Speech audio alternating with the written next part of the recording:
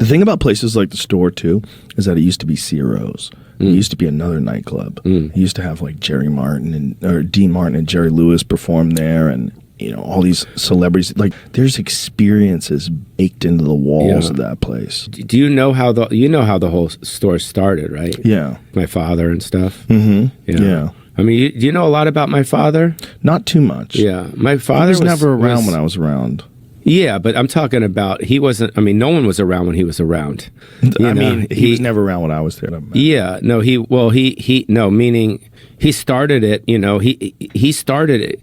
He started it with his partner Rudy DeLuca, and they, they got the room and they developed it, and my mom got the store. But my dad, a lot of people don't know who he is and what he's about. If it wasn't for my father.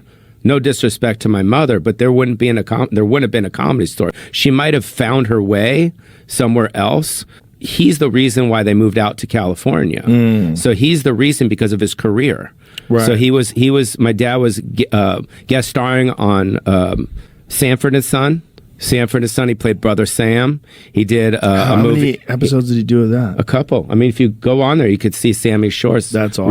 Red Fox. I love that show. I used to watch that show with my it was grandfather. the best show. It was the best show. Red Fox. Oh, my God. Yeah, there he is. That's my father.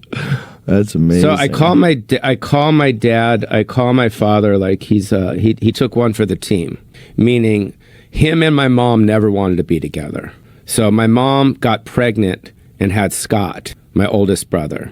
And this was an accident, and they got married, and she didn't want to be with him, and he didn't want to be with her, but he just sucked it up. And he was in this relationship with this woman, my mother, that he never really wanted to be in. So he started acting and doing all that, and then he got, he was opening for Elvis, he was opening for, Sammy Davis, he was opening for, all these great comedians and or all these great entertainers, and he started it. He started the beginning of it. Wow. And it was in the original just room. The original room. Yeah. How many? It only seated less people back then, though, right? Yeah. It was like 94, I think. I think it was like that, and they moved the wall. Yeah. But yeah, my dad, he took one for the team.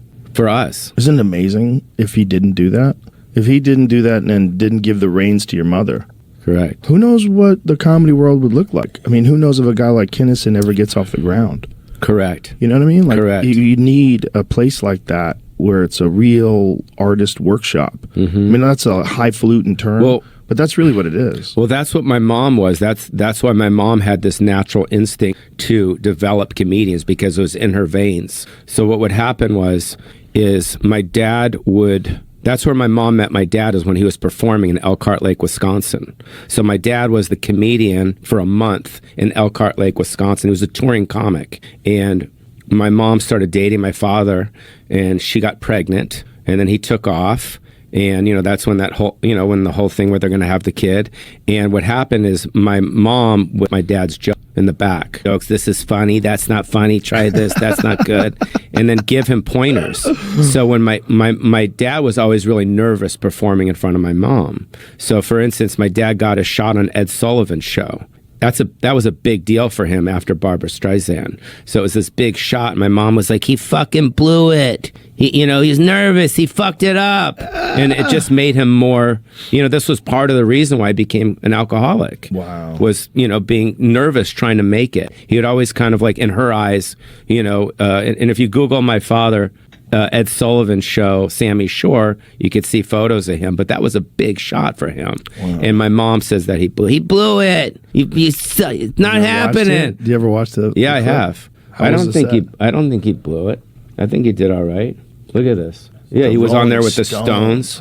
Look at Mick Jagger. Look how amazing that looks. Give me some volume on that. I mean, Jesus, wow. This is the 60s, dude. This was a big deal, dude. Look at their faces. Listen to the girls screaming. Does anybody get that kind of reaction today? They're just shrieking constantly. Yeah.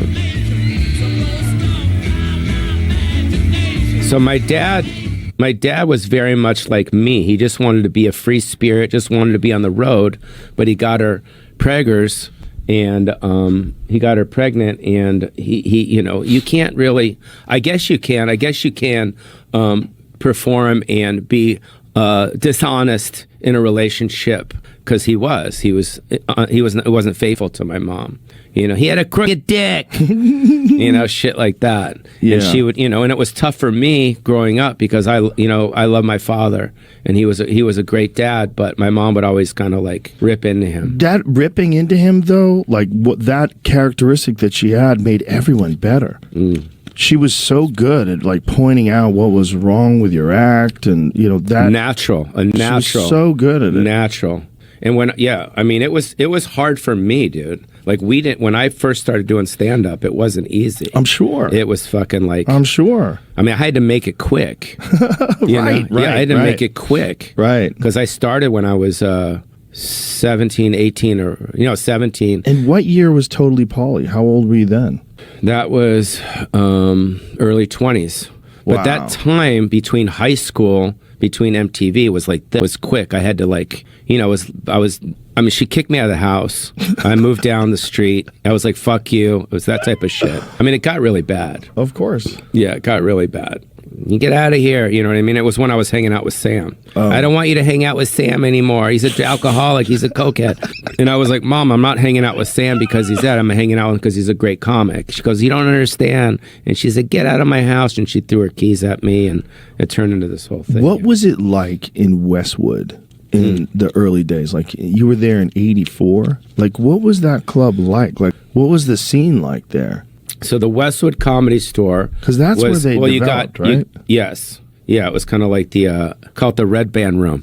No, just kidding. No, it was the Westwood Boulevard is here, and then you got Wilshire, and then you got Olympic. You know so the Westwood Comedy Store was in between. It wasn't in Westwood Village. It was in between Wilshire and Olympic, and right next door was an arcade. So there's this big arcade, and then there was the Westwood Club. So on the stage you had Dave Tyree, you had Andrew Dice Clay, Roseanne, you had Arsenio, Sam, Carl LeBeau, and Dave Tyree. Dave Tyree, remember Dave Tyree? Yeah. He was funny, dude.